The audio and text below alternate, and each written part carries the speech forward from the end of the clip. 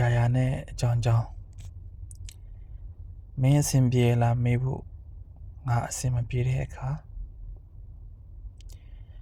ဖြစ်တတ်ပါတယ်လို့ပြောဖို့မဖြစ်နိုင်တော့တဲ့အခါကံတရားဟာတိတ်ရတာပဲကွာလို့ငါမငုံမီပဲ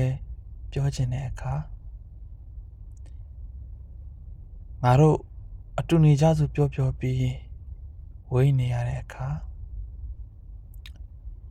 အခိုက်အတန့်တွေဟာရှည်ကြာလွန်းနေတဲ့အခါသွေးအေးမသွားနဲ့တော့လို့မှာပြီးသွေးပူနေရတဲ့အခါအရာရာဟာဖြစ်တတ်ပါတယ်အကြောင်းရဲ့လို့မင်းကိုရှင်းမပြခင်အထိ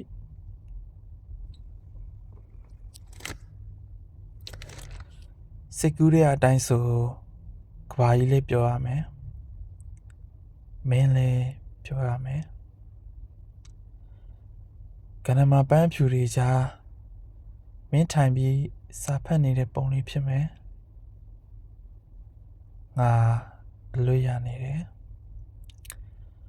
ဘဝဟာဒီလိုပဲမတည်မချင်းဆုံးရှုံးနေရတယ်ပြီးခဲ့တဲ့နှစ်20ဘယ်လိုအရာတွေမှာမင်းရောက်နေခဲ့သလဲစိတ်မကောင်းဖြစ်ရတယ်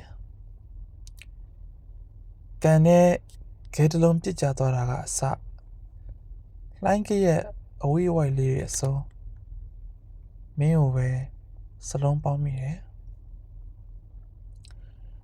မြေကူးတူလူနဲ့မြေနီလန်းနေတာရရင်နောက်တစ်ဘဝငါမလိုတော့ဘူးပြေဆုံးဝင်ပြီးတာတွေလည်းပြီးခဲ့ပါပြီကောက်ကွေ့နေတဲ့နောက်တစ်နေ့မှာနှလုံးသားရှိလို့အနာရရှိခဲ့ပြန်တယ်တခါကိုတို့ဟာဖျားကျွန်းတယ်တခါကိုတို့ဟာလမ်းမော်မိုးရီတယ်တခါကိုတို့ဟာဆေးလိမ်မိကိုတယ်လမ်းဟောင်းလေးတန်းလျှောက်ပြီးမဲ့ဘဝဟောင်းပြန်မြကိုတို့ရဲ့နေ့တွေဟာတိမ်လို့လေလို့လွင့်ပြေလျက်ပရိဒါကိုကင်ထားရင်ပဲတနေ့ပြီးတနေ့ကိုဘဝကိုအချစ်ကြီးချစ်လာတတ်တယ်မငိုပါနဲ့စိတ်ရိတ်လမ်းလွန်ခဲ့တဲ့နှစ်များမှာတစ်စိတ်လေးကြံနေခဲ့တာຫນွေလဲမေ့မိုးလဲမေ့ဆောင်းလဲမေ့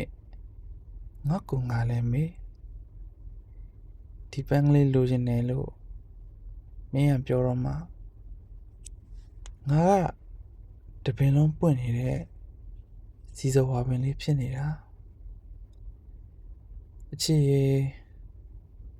ငါပြန်လာပါပြီမြတ်ကြီး